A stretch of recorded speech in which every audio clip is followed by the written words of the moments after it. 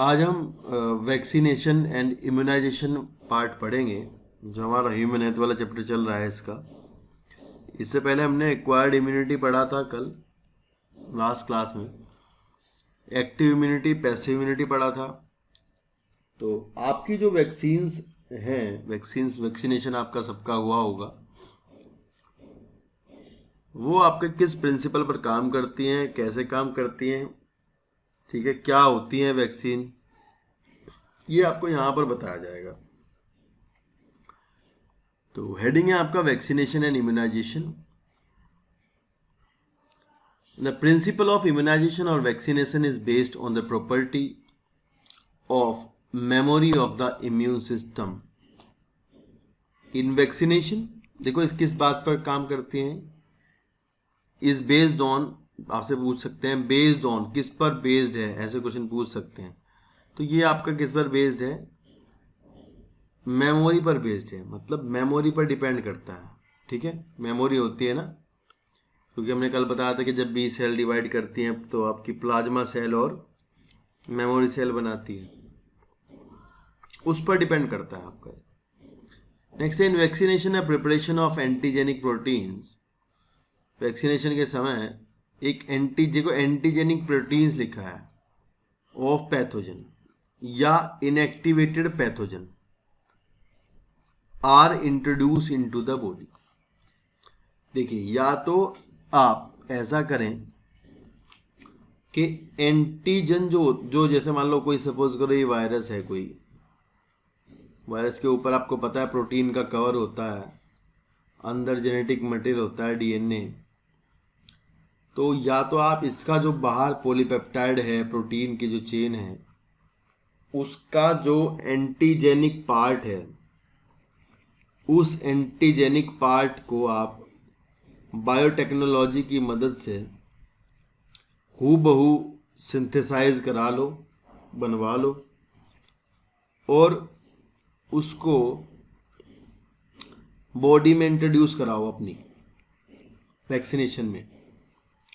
जब वो बॉडी में आपके आएगा तो आपकी बॉडी उसके खिलाफ, उसे एंटीजन समझेगी और उसके खिलाफ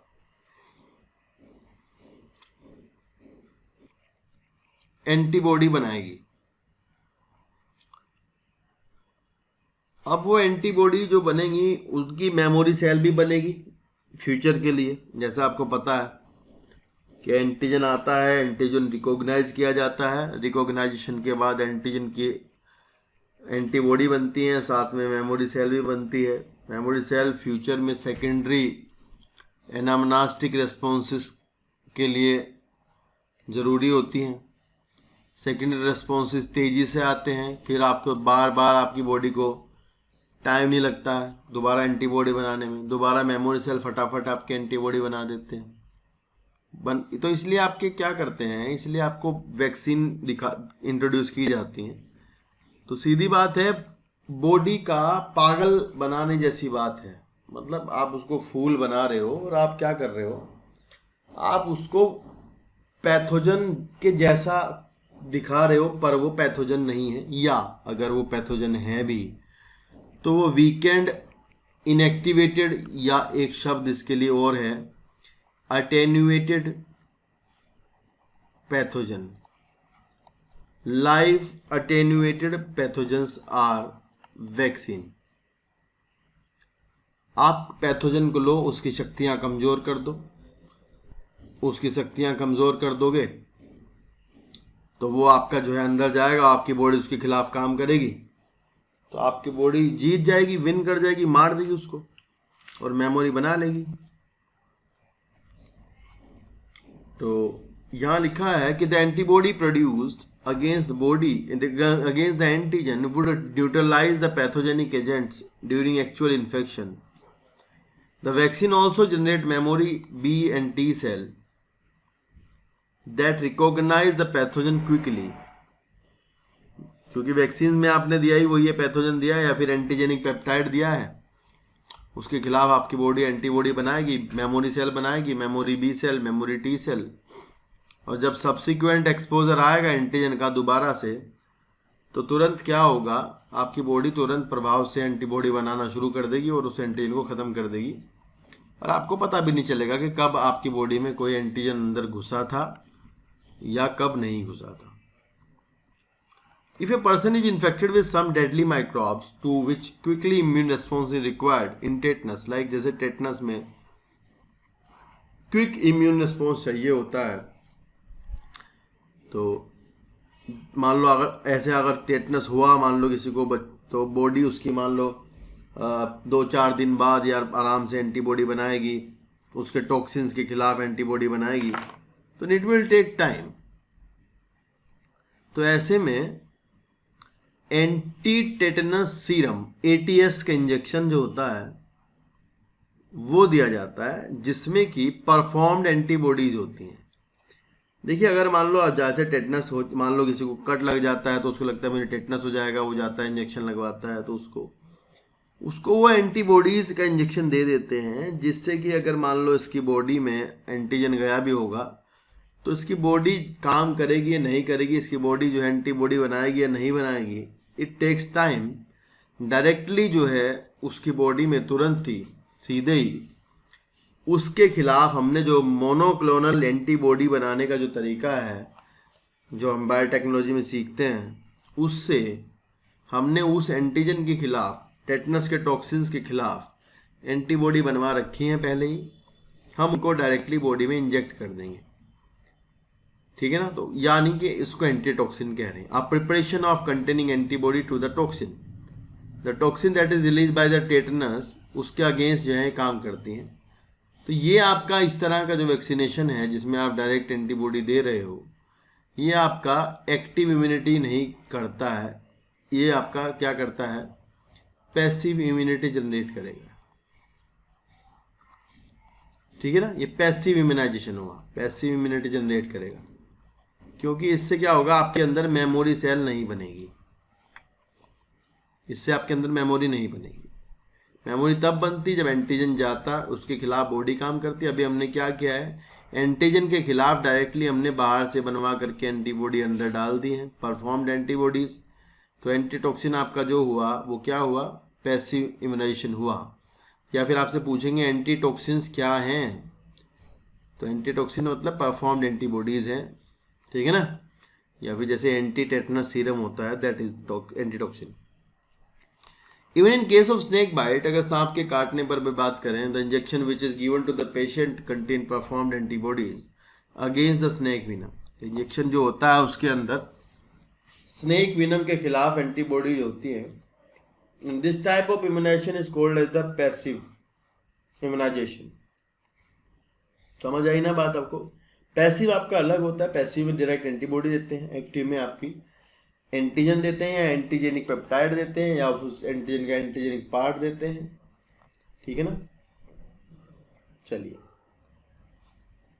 नेक्स्ट है recombinant DNA technology has allowed the production of antigenic polypeptide और पैथोजन इन बैक्टीरिया और यीस्ट। मतलब बायोटेक्नोलॉजी से हम क्या कर रहे हैं, ये जो एंटीजन होता है, जिस भी पैथोजन का जो भी एंटीजेनिक पार्ट है उसको बनवा ले रहे हैं, ठीक है ना। उसको हम बायोटेक्नोलॉजी से बनवा लेते हैं, बैक्टीरिया में डाल के उसका जीन, या फिर उसका जीन ईस्ट में डाल करके बनवा लेते हैं। Vaccine produce using this approach allow large scale production enhance greater availability for immunisation. Hepatitis B vaccine produce from yeast. तो ये सवाल आपसे यहाँ से पूछ सकता है, मेडिकल पूछ लेते हैं कि हेपेटाइटिस बी की जो वैक्सीन है वो आपकी किससे बनाई है, ईस्ट में बनाई है, ठीक है। तो यूकैरियोटिक में सेल में बनाई है, बैक्टीरिया में, दोनों जगह काम, सॉरी बायोटेक में काम आपका जब होता है तो हम कुछ चीज़ें यूकैरियोट्स में बनाते हैं, कुछ हम प्रोकैरियोट में काम करते हैं, ये वहीं देखेंगे जा करके। तो अभी आजकल जो वैक्सीन बनाई जा रही है वो बायोटेक का यूज करके बनाई जा रही है, इसलिए इन्होंने पैराग्राफ लिखा है छोटा सा। चलिए नेक्स्ट देखते हैं। नेक्स्ट है allergies. Allergies, when you have gone to a new place and suddenly you started sneezing, wheezing for no explained reason, and when you went away your symptom disappeared. Did this happen to you? Some of us are sensitive to some particle in the environment.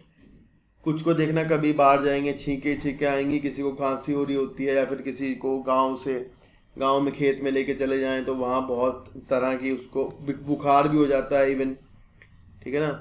तो यहाँ क्या ये allergies हैं। किसी के शरीर पे आप देखना कि कुछ खाते हैं तो उसके शरीर के ऊपर रेड कलर के पैचेस हो जाते हैं, ठीक है ना। तो ये सब क्या है, एलर्जी है। हर किसी को किसी सब्सटेंसेस से एलर्जी होती है ना। तो उसमें क्या होता है, आपकी हाइपर सेंसिटिविटी, इसके लिए एक वर्ड यूज किया जाता है, अभी यहाँ तो इन्होंने बताया नहीं है, वो हाइपर सेंसिटिविटी कहते हैं उसको ना।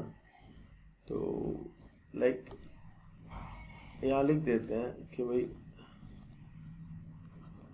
इसको कहते हैं हाइपर सेंसिटिविटी, ठीक है। हाइपर सेंसिटिव नहीं है, सेंसिटिविटी है, सॉरी। तो इसमें क्या होता है कि टाइप्स ऑफ हाइपर सेंसिटिविटी हैं अलग अलग, 1 2 3 इस तरह से हैं।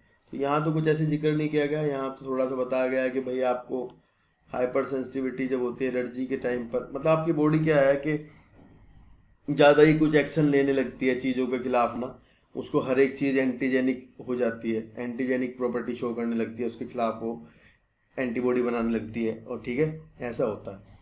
तो लिखा है some of are sensitive to some particle environment, the above mention reaction could be cause of allergy of pollen grain, mites, etc., which are different in different places.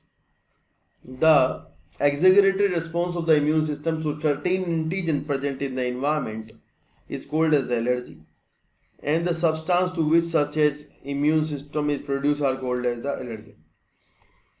तो जिनके खिलाफ ये काम होता है उन्हें कहते हैं allergen, and the antibodies produced on these are called IgA type. तो यहाँ से जो सवाल आपसे एक ही सवाल ये आता है पेपर में आपके कि भाई बताइए कि जो है कौन सी एंटीबॉडी इसमें भाग लेती है। तो इसमें IgE एंटीबॉडी भाग लेती है, ठीक है।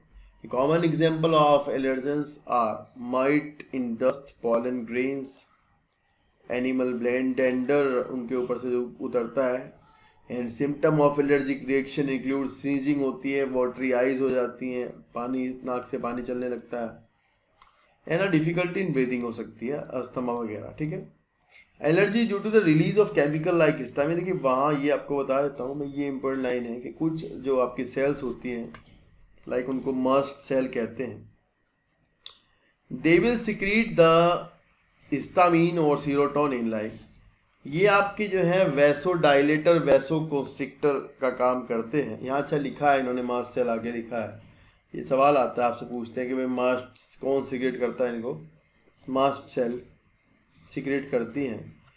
तो इनका क्या काम होता है, ये वैसो डायलेटर वैसो कंस्ट्रिक्टर होते हैं। अब वेसल अगर मान लो ये ब्लड वेसल है और ये डायलेट करती है, यहाँ पर मान लो ये ब्लड वेसल है और ये डायलेट करती है, तो इसके डायलेट करने से क्या होता है कि कैपिलरी अगर होगी तो कैपिलरी के अंदर से जो चीज़ें होती है प्लाज्मा लाइक जो है वो बाहर आने लगता है निकल के, ठीक है ना, ब्लड से बाहर निकल के आने लगता है।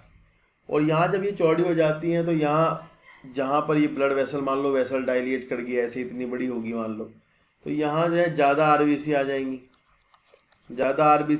यहाँ पर ज़्यादा लाल रंग हो जाएगा, रेडिश हो जाएगा, यहाँ पर हीट हो जाती है, गर्म हो जाएगा, यहाँ पर हीट पैदा हो जाती है, तो यहाँ पर पेन भी हो सकता है sometime.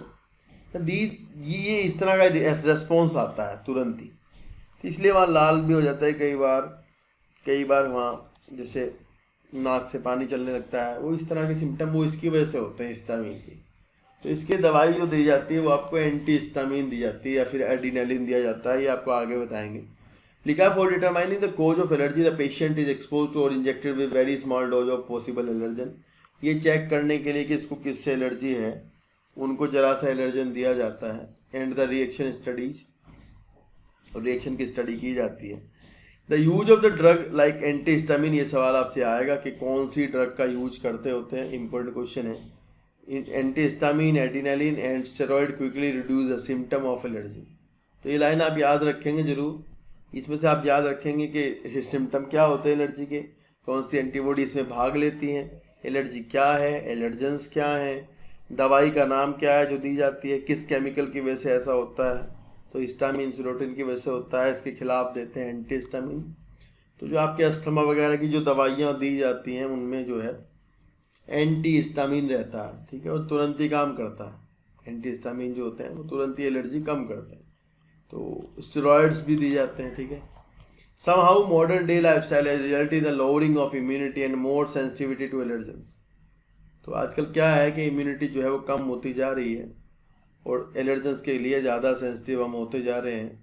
More and more children in metro cities of India suffer from allergy and asthma due to the sensitivity to the environment, and this could be because of the protected environment provided in early life। अब अगर बच्चा जो है वो बचपन से उसको इस तरह पाला गया है कि उसको धूल मिट्टी से दूर रखा गया हो, या फिर उसको बिल्कुल भी एंटीजेंस के कांटेक्ट में नहीं आने दिया जाता, तो ऐसे जो बच्चे होते हैं वो बेचारे ज़्यादा सफ़र करते हैं इस तरह की चीज़ों से। क्योंकि अगर आप किसी शहर के बच्चे को लेकर के गांव में बढ़ जाएंगे खेत में, तो वहाँ जा कर के उसको बुखार या फिर छींके आना संभव है, क्योंकि वो पहली बार आपका ऐसे कांटेक्ट में आया होगा, पॉलन ग्रेन्स के कांटेक्ट में आएगा।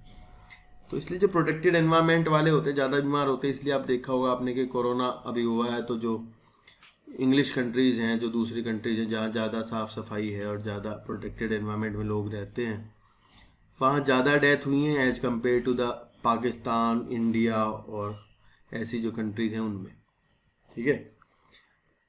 नेक्स्ट हेडिंग है ऑटो इम्यूनिटी। यहाँ लिखा है memory based acquired immunity involve in the higher vertebrates based on ability to differentiate foreign organism pathogen from self और नॉन सेल्फ। ये आप ध्यान रखना कि हमारी बॉडी जो है वो सेल्फ और नॉन सेल्फ में रिकॉग्नाइज कर पाती है कि सेल्फ क्या है, नॉन सेल्फ क्या है, कौन सी, मतलब हमारे ऐसा नहीं है कि मतलब उसको अपनी बॉडी सेल्स पे अटैक नहीं करती। लेकिन कई बार क्या होता है, कई बार आपकी बॉडी जो है वो अपनी सेल को नॉन सेल्फ समझ लेती है और उनके खिलाफ काम करना शुरू कर देती है, एंटीबॉडी बनाना शुरू कर देगी, ठीक है ना, टिश्यू को डेथ करना शुरू कर देगी, ऐसा होता है। That is auto immunity. तो यहाँ लिखा है कि memory based acquired immunity evolve in higher vertebrates based on the ability to differentiate foreign organism that is pathogen from self cells, while we still do not understand the basis of this. पर इसका basis जो है वो ये है ज़्यादातर कि जो सरफेस मेम्ब्रेन्स होती हैं, उनकी जो प्रोटीन्स होती हैं, उनके ऊपर उनके जो कार्बोहाइड्रेट होते हैं उनको ये देखते हैं बॉडी हमारी। तो मेम्ब्रेन में जो कार्बोहाइड्रेट लगे होते हैं उनको रिकॉग्नाइज कर लेती हैं, उनसे वो सेल्फ और नॉन सेल्फ बताते हैं। तो अलग अलग दूसरे जो ऑर्गेनिज्म होते हैं उनमें अलग अलग होती हैं, ठीक है ना, उनकी सरफेस, उनकी सेल मेम्ब्रेन जो होती हैं उनमें अलग अलग आपको मिलेगा कार्बोहाइड्रेट। तो वो अलग से, वो किसी और का है तो उसको आपकी बॉडी नॉन सेल्फ ही समझती है। फिर लिखा है 2 qualities of this ability have to be understood. One, higher vertebrate can distinguish foreign molecule as well as foreign organism. Most of the experimental immunology deal with this aspect. 2, sometimes due to genetic and other unknown reason, the body attack self cell. किसी कारण से body क्या करती है, अपनी cell के ऊपर attack शुरू कर देती है, and this result in a damage to body. It is called autoimmune disease। ठीक है, क्या है ऑटोइम्यून डिजीज। तो आपसे यहाँ से पेपर में एक सवाल आ जाएगा, पूछ लेंगे कि बताओ यार किसी ऑटो इम्यून डिजीज़ का एग्जाम्पल दो, तब आप उसका जो एग्जाम्पल दोगे वो आप रूमेटॉइड आर्थराइटिस दे दोगे। ये कि rheumatoid arthritis which affect many people in our society is an auto immune disease. ठीक है, ये क्या है, आपकी ऑटो इम्यून डिजीज़ कहलाती है। ये सवाल आपका पूछ सकते हैं, पूछा जाता है, ठीक है, तो इसको ध्यान रखना है, इंपॉर्टेंट क्वेश्चन है यहाँ पे ना, यही इससे आता है और कुछ और कोई क्वेश्चन इससे बनता नहीं है इस पैराग्राफ से ना। लिखने के लिए तो आ सकता है थ्योरी में कि भाई ऑटो इम्यूनिटी क्या है, ये आ सकता है बाय द वे, बाकी नहीं आएगा, ठीक है। चलिए नेक्स्ट देखिए, नेक्स्ट है कि immune system in our body. Immune system हमारी बॉडी में कहाँ कहाँ होता है, क्या क्या होता है, तो उसके बारे में यहाँ बात है कि the human immune system consist of lymphoid organs, tissues, cell and soluble molecule like antibodies. As you have read, immune system is unique in the sense that it recognizes foreign antigens, respond to these and remember them. The immune system also play an important role in allergic reactions, autoimmune diseases and organ transplantation. इन सब में काम करता है। फिर यहाँ इन्होंने lymphoid organs के बारे में बात करी है। लिम्फोइड ऑर्गन्स जो होते हैं वो आपके वो ऑर्गन्स होते हैं जहाँ पर आपकी जो लिम्फोसाइट्स हैं, लिम्फोसाइट्स जो आपकी WBC हैं, WBC का टाइप है एक, वो जहाँ पर आकर के प्रोलिफरेट होती हैं, ठीक है, ओरिजिन करती हैं या मेच्योर होती हैं, वो आपके क्या कहलाते हैं, लिम्फोइड ऑर्गन्स कहलाते हैं। Like the primary lymphoid organs, जो शुरुआती लिम्फोइड ऑर्गन्स हैं वो आपके बोन मैरो और थाइमस हैं। बोन मैरो आपकी जो लंबी बोन होती है उनके अंदर जो फ्लूइड होता है वो भरा होता है, red bone marrow, yellow bone marrow, इस तरह से होता है। वहाँ आपकी जो सेल्स होती हैं वो स्टेम सेल्स रहती हैं। स्टेम सेल्स आपकी लगातार जो है डिवाइड करती हैं और क्या बनाती हैं, अलग अलग टाइप की सेल्स बनाती हैं, जिनमें से WBC में से एक B सेल है और एक T सेल है। ऐसा कहते हैं कि जो B सेल है, B सेल का जो मैच्योरेशन है वो वहीं बोन मैरो में ही होता है। वैसे B सेल का नाम जो B आया है वो आया है बर्ड्स से। बर्ड्स में एक ऑर्गन है बर्सा ऑफ फैब्रिकस, तो बर्ड्स के अंदर बर्सा ऑफ फैब्रिकस है, हमारे अंदर ये बोन मैरो है, तो इसलिए वहाँ बी जो है वो बर्ड्स के अंदर से लिया गया है, बर्सा ऑफ फैब्रिकस से लिया है, ठीक है। तो नेक्स्ट देखिए, नेक्स्ट क्या है कि थाइमस में और बोन मैरो में, ये सवाल है दोनों, ध्यान रखना। प्राइमरी लिम्फोइड ऑर्गन कौन है, ये है वेयर इमेच्योर लिम्फोसाइट डिफ्रेंशिएट, जहाँ इमेच्योर लिम्फोसाइट डिफ्रेंशिएट करती है। एक एक पॉइंट इंपॉर्टेंट है, एक एक पॉइंट लाइन इंपॉर्टेंट है, ठीक है ना। जहाँ प्राइमरी लिम्फोइड ऑर्गन्स जो में इमेच्योर लिम्फोसाइट डिफ्रेंशिएट करती हैं इनटू एंटीजन सेंसिटिव लिम्फोसाइट, मतलब वो वहाँ पर एंटीजन सेंसिटिव हो जाती हैं, ठीक है, एंटीजन के लिए सेंसिटिविटी शो करती हैं। फिर पहले तो वैसे रहते हैं, फिर वो एंटीजन सेंसिटिव हो जाती है, मतलब डिफ्रेंशिएट करके।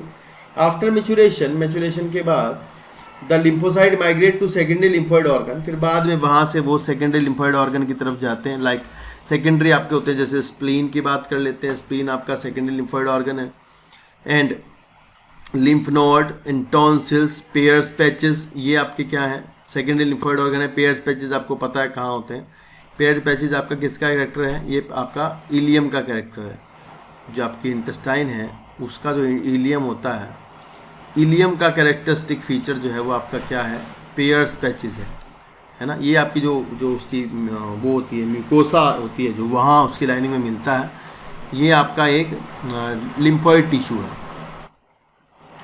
Pair patches of small intestine and appendix, appendix देखो ये इतनी नई बात है ना, अपेंडिक्स जो वर्मी फॉर्म अपेंडिक्स है आपका, वो आपका क्या होता है, वो भी आपका एक लिम्फोइड टिश्यू है। मतलब वहाँ भी ऐसा होता है कि वहाँ लिम्फोसाइट्स होती हैं। आजकल ऐसा नया ये आया है कुछ, ठीक है।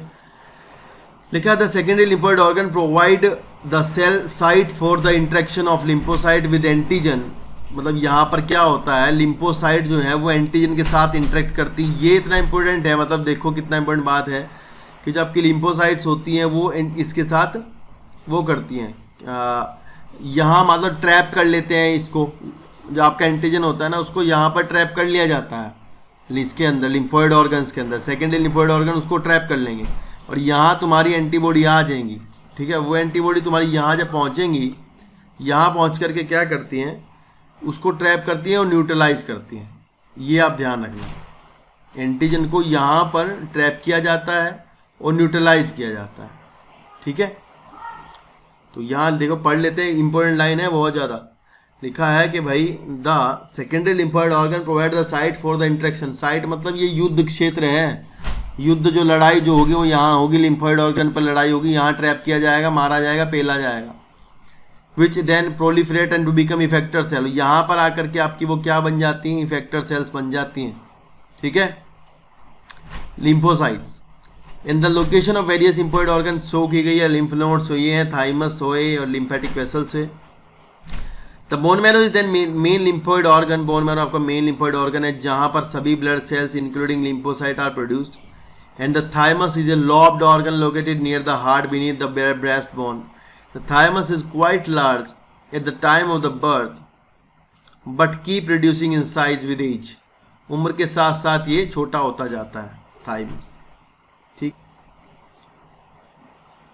And by the time puberty is attained, it reduced to very small size, ठीक है ना। बड़े होते होते ये बहुत ज़्यादा स्मॉल साइज में चला जाता है, छोटा हो जाता है। नेक्स्ट है, both bone marrow and thymus provide microenvironments for the development and maturation of T lymphocyte. दोनों के दोनों टी लिम्फोसाइट के मैच्योरेशन के लिए एनवायरनमेंट प्रोवाइड कराते हैं। The spleen is a large bean shape organ, it mainly contain lymphocyte and phagocytes, दोनों होती है, लिम्फोसाइट और फेगोसाइट रहती हैं इसके अंदर, स्प्लीन के अंदर। And it act as a filter for the blood, ये क्या करता है, यहाँ ब्लड को फिल्टर करता है और जो माइक्रो ऑर्गेनिज्म है उनको ट्रैप करता है। और यहाँ आपको स्प्लीन के अंदर क्या है, फेगोसाइट्स भी हैं, लिम्फोसाइट्स भी हैं, ये फेगोसाइटोसिस भी होती है और यहाँ एंटीजन को एंटीबॉडी भी और जो लिम्फोसाइट्स भी हैं वो भी डिटेक्ट करती हैं और उनको किल करती हैं, ठीक है, या न्यूट्रलाइज किया जाता है एंटीजन को, ठीक है ना। Spleen also has a large reservoir for erythroid, आपको पता है कि यहाँ पर आरबीसी रहती हैं, ये आरबीसी का ग्रेवयार्ड भी कहलाता है spleen. And the lymph node are small solid structure located at the different point along the lymphatic system. Lymph node serve to trap, ये आपको देखना यहाँ लिखा है कि लिम्फ नोड का काम होता है कि ट्रैप करना। लिम्फ नोड क्या करती हैं, ट्रैप कर लेती हैं आपके एंटीजन को, यहाँ एंटीबॉडी आ जाती है, न्यूट्रलाइज कर देती हैं। तो ये जो है युद्ध क्षेत्र हुआ, बैटलफील्ड हुआ। द माइक्रो ऑर्गेनिज्म और the other antigen which happen to get into the lymph and tissue fluid, जो आपके ब्लड से कहाँ आ चुके हैं, टिश्यू फ्लूइड में हैं, उनको ट्रैप कर लिया जाएगा और जो लिम्फ में है उनको कर लिया जाएगा। Antigen trapped in the lymph node are responsible for the activation of lymphocyte, जैसे ही वह एंटीजन ट्रैप्ड होता है तो वहाँ क्या होता है, लिम्फोसाइट का एक्टिवेशन हो जाता है जो वहाँ प्रेजेंट होती हैं और इम्यून रिस्पॉन्स आ जाता है, जो इम्यून रिस्पॉन्स आना होता है। तो ये एक देखो एक एक चीज़ आप ध्यान रखनी है, एक एक पॉइंट, हर एक के फंक्शन है, हर एक के बारे में सवाल आपसे पूछे जाते हैं, इंपॉर्टेंट होता है एक एक बात, ठीक है। There is a lymphoid tissue are located within the lining of the major tract, respiratory tract, digestive tract, urinary tract में आपको जो म्यूकोसा है, म्यूकोसा के साथ आपका लिम्फोइड टिश्यू जो मिलता है उसको कहते हैं माल्ट। आपसे माल्ट की फुल फॉर्म पूछी जाती है, माल्ट कहाँ होता है, माल्ट क्या होता है, ये पूछते हैं।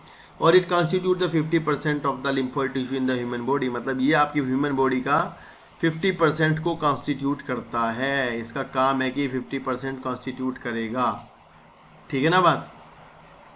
तो ये आपका लिम्फेटिक सिस्टम था, इसमें आपको जरूर ध्यान रखना है एक एक चीज़ को। देखो बोन मैरो कहाँ होता है, बोन मैरो का काम क्या होता है, ब्लड की सेल को प्रोड्यूस करना, वहीं पर कुछ प्रोलिफरेट होती हैं, कुछ वहीं मैच्योर होती हैं। टी लिम्फोसाइट आपकी आकर के मैच्योर होती हैं कहाँ पर पे, थाइमस में मैच्योर होती है, लिखा डेवलपमेंट ऑफ मैच्योरिज्म टी लिम्फोसाइट। फिर ये ध्यान रखना आपको कि लिम्फोसाइट जो आपका वो होता है, क्या बोलते हैं, स्प्लीन जो होता है, स्प्लीन के अंदर क्या होता है, स्प्लीन आपका फिल्टर करता है, वहाँ पर स्प्लीन के अंदर लिम्फोसाइट फेगोसाइट दोनों होती है, वहाँ एंटीजन को किल ट्रैप माइक्रो को ट्रैप करते हैं, फेगोसाइट उसको खा लेती हैं, डिग्रेड कर देती हैं, ठीक है ना। और जो आपकी लिम्फ नोड्स होती हैं, लिम्फ नोड पे आपका ट्रैप किया जाता है, एंटीजन हो चाहे पैथोजन हो, दोनों को उनको वहाँ पे न्यूट्रलाइज या किल किया जाता है, ठीक है। ये आप ध्यान रखना। प्राइमरी लिम्फोइड ऑर्गन आपके बोन मैरो है, थाइमस है, वहाँ से जो है वो आपकी जो सेल्स होती हैं वो एंटीजन सेंसिटिव बनती हैं, डिफ्रेंशिएट होकर के एंटीजन सेंसिटिव बनने के बाद वो माइग्रेट करती हैं, माइग्रेशन के बाद आपकी जो है वो कहाँ पहुँचती है, सेकेंडरी लिम्फोइड टिश्यू में पहुँचती हैं, वो लाइक स्प्लीन है, लिम्फ नोड है, टॉन्सिल है, पेयर पैचेज हैं, पेयर पैचेज इलियम के कैरेक्टरिस्टिक फीचर है, ठीक है ना। ये इस तरह के सवाल आपसे इस तरह क्वेश्चन एक एक करके पूछे जाते हैं, ये आप ध्यान रखना भाई, है ना। बाकी तो ठीक है, इससे फंस जाता है सवाल, और बढ़िया सवाल इससे फंस जाएगा इस पैराग्राफ से ना। तो ये इस तरह पूरी लाइन आती है लिखी हुई, कहना which then proliferate to become effector cell. अब सवाल आएगा इफेक्टर सेल कहाँ जाकर बनती हैं, सेकेंडरी लिम्फोइड ऑर्गन में जाकर के वो इफेक्टर सेल में कन्वर्ट हो जाती है, ठीक है ना। तो इस तरह के सवाल आते हैं आपके लिम्फेटिक टिश्यू के, लिम्फेटिक के को बच्चे क्या करते हैं, इसको छोड़ देते हैं, पढ़ते नहीं होते, लेकिन इसके अंदर से काफ़ी एक एक करके सवाल बना लेते हैं। इंपॉर्टेंट है एक एक वर्ड, एक एक बात, ये ध्यान रखना। नेक्स्ट क्लास में हम एड्स को डिस्कस करेंगे अच्छे से। अभी आज के लिए इतना रखते हैं, ओके। आज की वीडियो में दोस्तों इतना ही। आगे की वीडियो देखने के लिए चैनल को सब्सक्राइब कर दीजिएगा और ये घंटी वाला बटन दबा दीजिएगा ताकि आपको नोटिफिकेशन मिलते रहें। Thank you so much.